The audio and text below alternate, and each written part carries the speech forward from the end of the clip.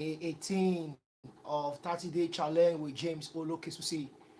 I want to welcome you. Happy Easter to everyone out there. Happy Easter. Trust I met you well.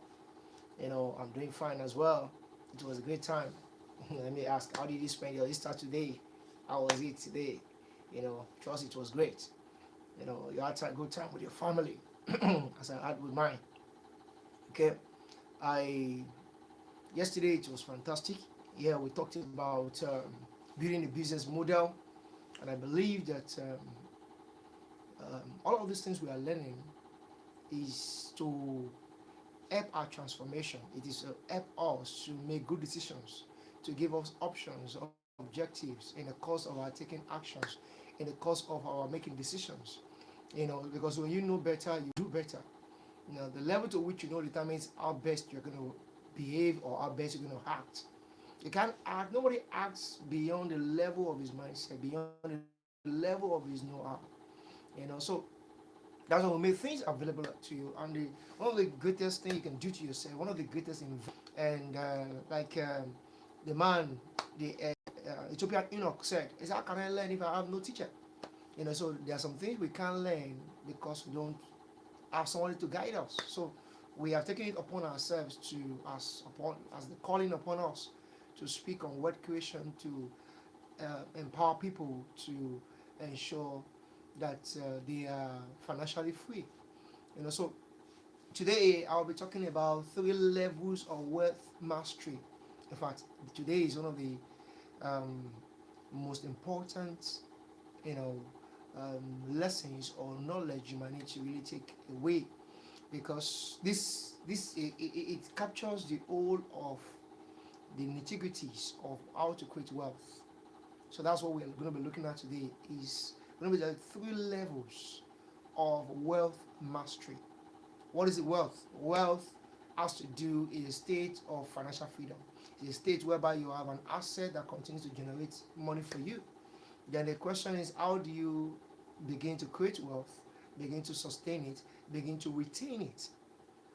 And also, wealth, more so if you can extend it further, we have several areas of wealth. We can be wealthy in our health, have a health wealth, spiritual wealth. We can talk about natural, physical health, wealth, um, relationship wealth. So we different dynamics of areas of wealth, in our lives, emotional wealth, so the even mental wealth, so we different dynamics. But basically today we are looking at levels, 3 levels of wealth mastery. And those 3 levels, like I mentioned them and I just begin to explain them, it has to do with wealth creation. Number 1, wealth creation. Number 2, wealth sustenance. Number 3, wealth retention. If you stay at the level of wealth creation alone, you might not be able to sustain it and you might not be able to retain it. The Bible says a righteous man leaveth inheritance for his children's children. So that's to show that a wealthy man sees to it that he sustains and retain the wealth. So God's intention for us is to retain wealth, to ensure that we pass great things to our children unborn. So that's why we have to understand it's not enough you create wealth. It's important you retain wealth. So let's start with wealth creation. Wealth creation has to do with you turning your skill, your opportunities, your ideas into income.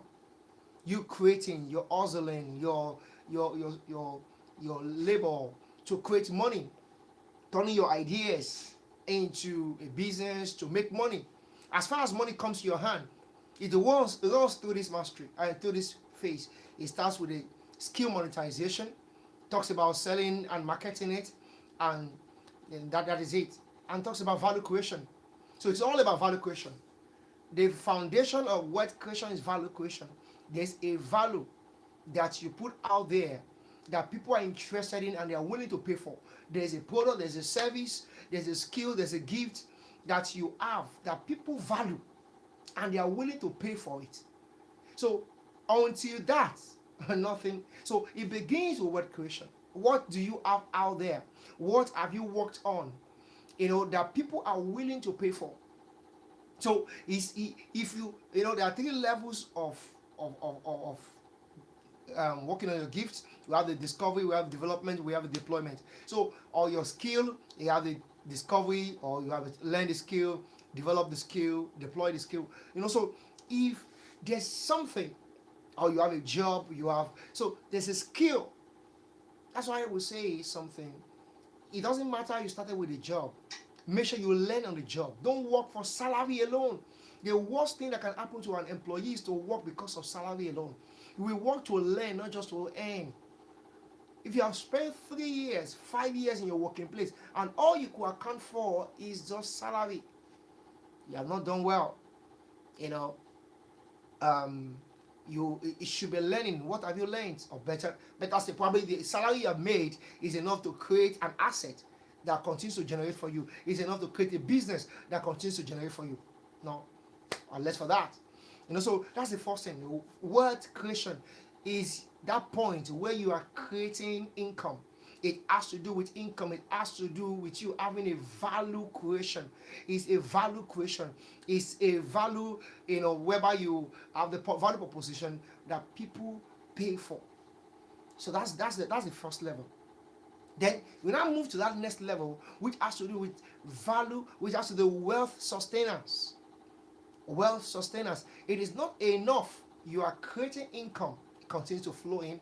Somebody could earn 2 million a month from his business, from his this thing, but if he does not keep track of the financial, he does not have financial intelligence, or is not disciplined enough, or does not have, does not track his finances, he may lose the money from time to time, due to lifestyle inflation, due to um, negligence, indiscipline, theft, and the likes of that. So you have to understand the place.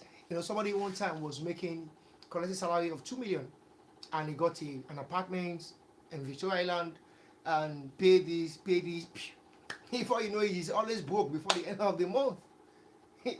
See, that is the Parkinson. What Parkinson said, because the higher the income, the higher the expenses. So you what you should do is that you create structure to override your income. Let structure be involved such that it structures your income. So that's what wealth sustainers. A lot of people they are good at creating wealth. They are created wealth. They have value creation, but they are not disciplined enough to sustain the wealth. That's the point. This is the point where you separate your personal money from your business money. There's a point whereby you track your incomes. You record what comes in. You record what goes out. There's a point whereby you are very disciplined. There's a point where you begin to build and ensure that more continue to come in than what goes out. That's when you are begin to sustain wealth, because it's not enough for a season you make money, because that's where a lot of people, that's where they have stuck. So we have to really broaden your horizon on this wealth creation thing, because some I say, okay, I'm creating wealth, but it's not enough to create wealth. You need to learn to sustain the wealth. You need to learn to sustain the wealth. And also, that's where a lot of people, they lose their wealth through theft. You have a good business. Yeah, okay, one of the fire share, I don't know if it's the older one or the young one, was talking about how he started a business in Abuja, and the initial capital was about 100 million. And the business did not last 6 months because the workers stole everything. He said the only thing he could recover was probably generator or stuff. That's the water, that's the mystery, and that's the pain of many business owners. So that's why you have to understand the place of structure, the place of control, cost control, control, to ensure that you keep track of the money. That's a book recording, track what is spent, track what is kept as a profit. You have to create a structure that ensures that your money, you are keeping track of it. You avoid theft, you avoid leakages yourself, you avoid lifestyle inflation. Because a lot of Nigerians feel that the moment money is coming in, let's spend it. That's the mindset of any average Nigerian. Let's enjoy. That's why they begin to have different functions. different oku here, different birthday here. That's when they remember the 10 year remembrance of their mother or their father. That's when they, because money is flowing in. The money that is meant to keep, to be sustained, to sustain the wealth they have created. That's why a lot of people have lost out in the journey of wealth creation. They created the wealth, in the journey of the wealth mastery. But they created wealth, they are not positively sustain the wealth. And the last one is wealth retention. This is a point where you need to begin to think of structure, maximum structure. You need to keep thinking of legacy. You need to keep thinking of, assets, buying assets through real estate, properties, land banking, massive land banking. These are the points whereby people, you need to begin to buy land, not because you want to sell it tomorrow, or but because you are in to retain wealth. If you check, this is a beautiful thing most organizations do. If you check their balance sheet, if you look at the real estate, the value of the real estate is always so high. That's how they make money, because through the real estate, to keep track,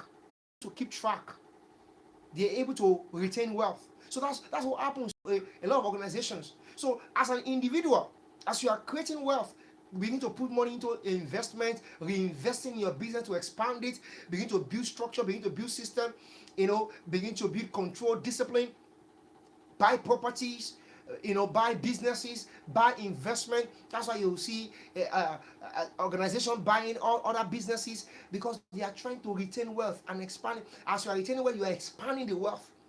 You are thinking of legacy, whereby things you can to pass on to the next generation. That's what you're doing. So wealth retention. That's why some people, when they are supposed to be creating wealth, they are retaining wealth. Your money, you are struggling to earn money. You are going to be buying land and buying it there, not because the land will appreciate in 1 year, in 6 months, but because you are buying in the next 10, 15 years, and yet you don't have money to eat, and you don't have money to, you don't have cash flow in your business. So why not really expand your business? Why not even invest in yourself? Why not really grow your business, so that you can have enough money to, when the time comes, you can begin to retain wealth by doing land banking. So this is the way to retain wealth, by reinvesting, by buying shares, buying stock. That's why you have shares that continue to generate money for you forever, that your children will even meet. So this point of wealth retention is so important. So that's the point where you have, you buy properties. That's what they ask McDonald's. That's what they tell you. We are not so much in the business of burger. We are in the business of real estate. They use their burger outlets to buy properties left and right. That's why, even Apple does the same thing. All organizations are doing that. They've seen, they find that that's the way to retain wealth, to buy properties. That's why somebody, as you are making money, you have bought the first house, buy the second house, buy. In fact, I know somebody who all he does is just buying houses all around. Buy house, develop it, rent it, buy it, develop it, rent it. He's creating wealth, and is a means of him retaining his wealth. Who said you can't have 1,000 houses? Who said you can't have 20, 50,000, 10,000 houses? So that's one of the way. And you're by building structure, whereby you are not involved in the day-to-day activity any longer, where the business begins to generate on its own, and keep putting control protocols there and control there, that it cannot be they can't steal your money. That is when you are retaining wealth, and it can pass it to the next generation. And if you have a skill, that's this point whereby you need to build structure around your skill. Where you have accountants, you have manager, you have a marketer. Just like these boxers. Boxers is the one man that is throwing the punches, but he has several staff. He has a coach, he has a promoter, he has a manager, he has this, he has that, just like a singer as well. One man is the one singing the song, but he has turned into the business, and he has put a business into it, an organization into it, whereby he has a manager. Manager is the one to promote, go and get where to sing, like a marketer. The manager is like, is a glorified manager. The manager basically is more like a marketer. Getting shows, getting deals, getting all of those stuff for the singer. Can you see that? Making money. And he has an accountant who controls the money. That's why you have to submit yourself to the business. Probably create salary. You yourself, pay yourself salary so that you don't keep spending all the money in the business. How do you retain wealth when you begin to spend money on your lifestyle of inflation? So it's at a point where a lot of people are getting it wrong. Begin to build structure. Even in your organization, let your accountant, don't take money without the permission of your accountant. Don't take money except the fact that there's a need for it. Aside from you being paid. That's why pay yourself salary. Let us know that, okay, as you pay accountant, pay this one, you yourself, you are being paid. You have your own salary, you are being paid. So that's the way you begin to build structure. And you begin to retain wealth.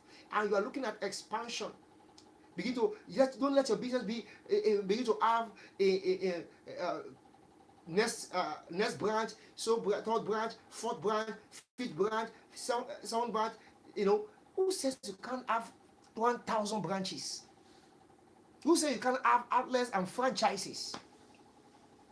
So don't be limited in just keep increasing. Keep increasing. Keep increasing. As you are increasing, and keep buying properties. Keep buying properties, and with due diligence. After you have done due diligence, have a lawyer that's working with you. At that point, that's what balances the wealth mastery, the wealth creation, the wealth sustenance, and the wealth retention. So that's why you have to understand these three things. Listen to this message over and over again as you are building wealth. Understand the point of wealth creation. Understand the point of wealth sustenance. Sustain it. Don't let the money leak away and flow away. And move to wealth retention. Retain the wealth. Retain the wealth. Don't buy bogus car because you want to show up. You want to impress those people that don't know if you are existing. Don't begin to buy bling bling. Begin to buy chain. In fact, one man made some money. Just tell a little amount of money, about 2.5 million. The next thing he was buying, a old man that has almost 7 children. Guess what he was buying with the money? Bling bling. A big belt, sagging. Even the children were looking at her. He said, "Are you be this?" You see, the minds of people are so terrible. So the man that had nothing, the contract just came by the grace of God. And the next thing was bling bling and baggy, sagging and so invest in what is right, not just buy nonsense furniture just to show people that you have arrived, or buy a car that you have arrived, or buy phone, that you're not a content creator that you have arrived. So invest and invest, expand. All right, that's what I have for you today. I want you to really subscribe, press the like button. Make sure you are liking, you are subscribing, to what we are doing. So stay blessed. See you tomorrow, same time. Once again, my name is James Olokesusi. Bye for now.